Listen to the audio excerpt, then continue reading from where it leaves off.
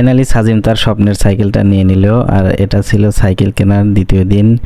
প্রথম দিন যে সাইকেলটা নেওয়া হয়, মানে সন্ধ্যায় ওর আব্বু আর আম্মুর সাথে গিয়ে যে সাইকেলটা নিয়ে আসে, ওই সাইকেলটা একটু বড় ছিল, যার কারণে ও কমফোর্টলি চালাতে পারছিল না।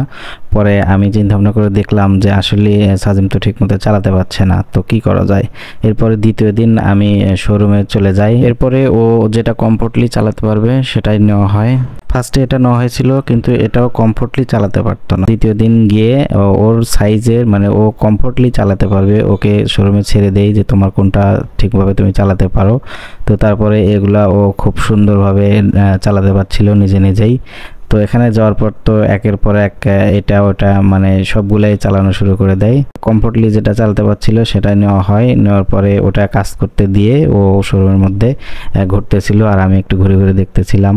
আর এদিকে দেখেন একের পর এক ও চালাচ্ছে আর বলতেছে মামা খুব ভালো লাগতেছে, আমি সবগুলাই নিব, এটা নিব ওটা নিব।